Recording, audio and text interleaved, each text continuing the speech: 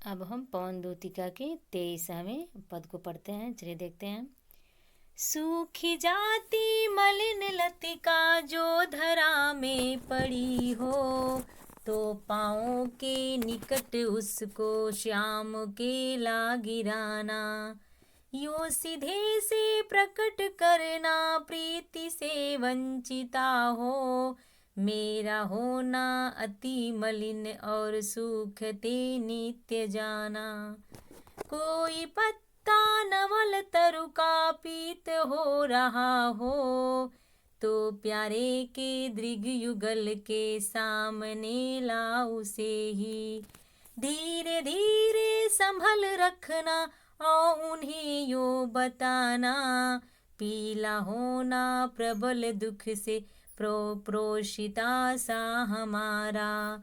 यो प्यारे को विदित करके सर्व मेरी व्यथाएं, धीरे धीरे वहन करके पाँव की धूलि लाना। थोड़ी सी भी चरण रज लोलान देगी हमें तू, हाँ कैसे तो व्यथित चित्त को बोध मैं दे सकूंगी। पूरी होवे न यदि तुझसे अन्य बातें हमारी, तो तू मेरी विनय इतनी मान ले और चली जा।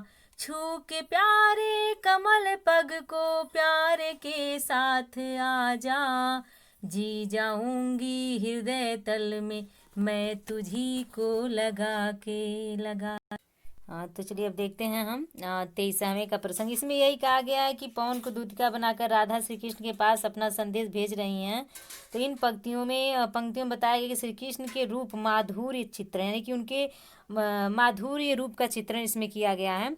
इसमें कहा गया है, राधा कहती कि हे पवन, यदि तुझे धरती पर कोई सूखती हुई लता मिल जाए तो तू उसे श्री कृष्ण के पास ला करके गिरा देना। यहाँ पहली लाइन में कह रही है, सूखी जाती मलिन लतिका को धरा में पड़ी हो, यानी धरा माने पृथ्वी पर कोई मलिन यानी मुरझाई हुई लतिका पड़ी हो, तो तुम क्या कर देना, श्री कृष्ण के चरणों के पास, तो पाँवों के निकट उसको श्याम केला गिराना। श्री कृष्ण के पाँव के निकट यानी नज़दीक समीप मिला करके उसको गिरा देना। यो सीधे से प्रकट करना प्रीति से वंचिता हो, और तुम सीधे से यानी कि साधारण रूप में प्रकट कर देना, बता देना कि प्रेम से रहित होकर मैं भी इसी प्रकार सूखती और मलिन होती जा रही हूँ। मेरा होना अति मलिन और सूखते नित्य जाना, यानी मेरा इसी प्रकार फूल की ही भांति मैं भी मलिन हो रही हूँ और सूखती जा रही हूँ। 24 में कहा गया है कि कोई पत्ता नवल तरु का पीत हो रहा हो। कह रहे हैं कि कोई नए वृक्ष का, तरु माने वृक्ष, नवल माने नया, पीत माने पीला, तो कह रहे यदि कोई नए वृक्ष का पत्ता सूख करके पीला हो रहा हो, पीलापन उसमें आ रहा हो, तो प्यारे के दृग युगल के सामने ला उसे। दृग माने नेत्र, युगल माने दोनों, यानी दोनों नेत्रों के सामने, मेरे प्यारे प्रीतम श्री कृष्ण के दोनों नेत्रों के सामने तो उसे ला देना।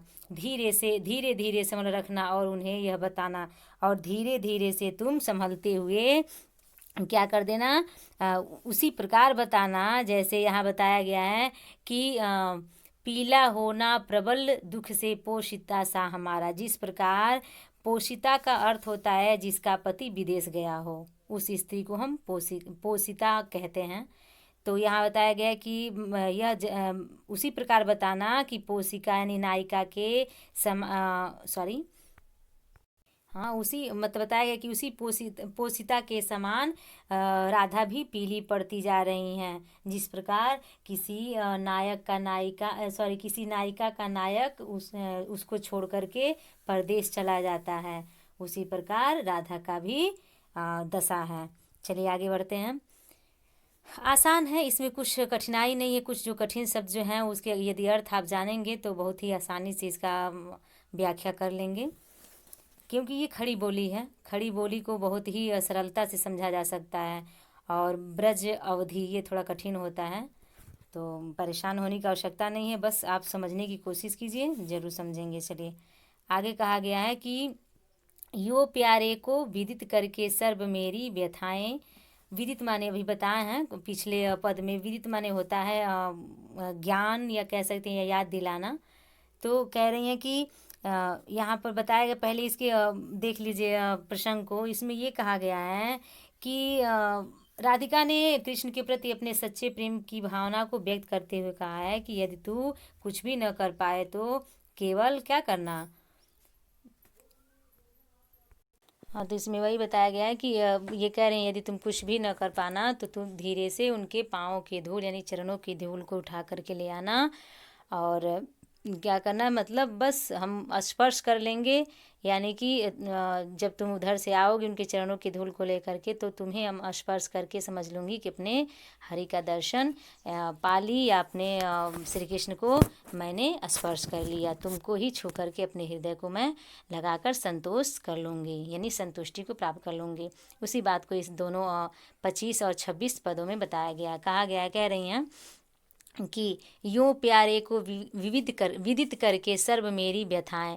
कह रही हैं कि हे पवन, जैसा मैंने बताया है कि तू वैसे ही मेरी समस्त व्यथाएं प्रीतम श्री कृष्ण के सम्मुख व्यक्त कर देना। धीरे धीरे वहन करके पाँव की धूल लाना, और धीरे धीरे, सर्व माने होता है सभी, व्यथाएं, व्यथाएं अर्थात एक तरह से कह सकते हैं कि कहानी या कथा या विरह व्यथा भी कह सकते हैं। तो वही कह रही हैं कि जब तू वापस आए तो एक कार्य अवश्य करना। क्या करना? धीरे धीरे वहन करके पाँव की धूल लाना, कि तू धीरे से उनके पाँव की धूल को उठा करके ले आना। फिर नीचे थोड़ी सी चरण रज लो जो ला न देगी हमें तो, यानी कि यदि तू मुझे एक थोड़ी सी, रज माने होता है धूल, चरण यानी कि उनके चरणों की धूल तुम ला कर नहीं दोगी तो मैं यानी हाय कैसे तो व्यथित चित्त को, चित्त माने मन होता है, बोध माने होता है दिलासा देना, जानकारी हो सकता है, या एक तरह से कह सकते हैं कि समझा देना। तो वही कह रही हैं कि जब तू उनके चरणों की धूल ला दोगी तो मैं अपने माथे पर चढ़ा करके अपने दुख रूपी जो मन है उसको मैं समझा करके धैर्य बंधा लूँगी। कहने का तात्पर्य है, इसमें राधा कहती हैं कि हे पवन, जैसा मैंने बताया है तो वैसे ही मेरी समस्त व्यथाएं प्रीतम के सम्मुख व्यक्त करना, यानी सामने व्यक्त कर देना, कह देना। जब तुम वापस आओगी, यानी कि जब तू वापस आए तो क्या करना, एक कार्य अवश्य कर देना। क्या करना है तुम्हें? धीरे से उनके पैरों की धूल को उठा करके लाना है। और यदि तुम ऐसा नहीं करती हो तो तुम ही खुद बताओ कि मैं अपने हृदय को कैसे दिलासा दिलाऊंगी। अर्थात कुछ तो चाहिए प्रमाण हृदय को दिलासा देने के लिए, तो इसलिए हमें उनके चरणों की धूल अवश्य चाहिए, तुम इतना ज़रूर कर देना। फिर नीचे कह रहे पूरी होवे न यदि तुझसे यह अन्य बातें, यानी कि ये भी तो हे पवन, अब तक मैंने जितनी बातें तुम्हें बताई, यदि यह भी तुमसे नहीं पूरी हो सकेगी तो मेरी एक कितनी सी विनती है, स्वीकार कर लो। क्या, कैसी विनती है? यहाँ विनय माने विनती होता है। पूरी होवे न यदि तुझसे अन्य बातें, तो तू मेरी विनय इतनी मान ले और चली जा। क्या करना? छू के प्यारे कमल पर को प्यार के साथ आ जा, मेरे जाओ प्रीतम श्री कृष्ण के चरण कमल को स्पर्श करके आ जा।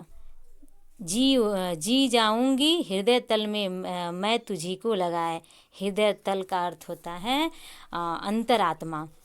तो कह रही मैं जी जाऊंगी इस विरह, तब मैं विरह प्राय, यानी कि जो मेरा मृतक शरीर है, मानो कि मैं एक तरह से मुर्दा ही हूँ। क्यों? क्योंकि मेरा हृदय तो भगवान श्री कृष्ण के पास है, तो इसलिए मैं एक जिंदा लाश के ही समान हूँ।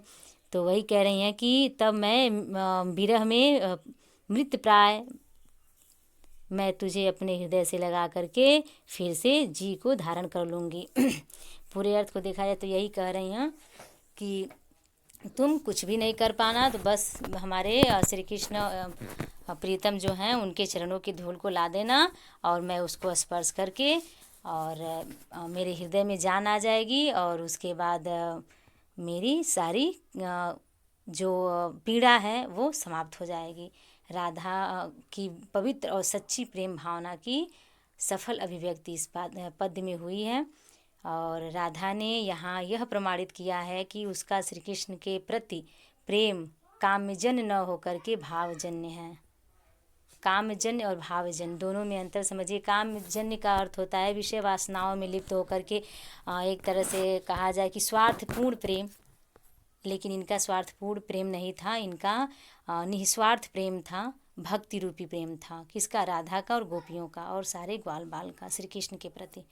तो आज आपका पौन दूतिका समाप्त हुआ और कोशिश करके आप समझ करके अच्छे से लिखने की प्रयत्न कीजिए।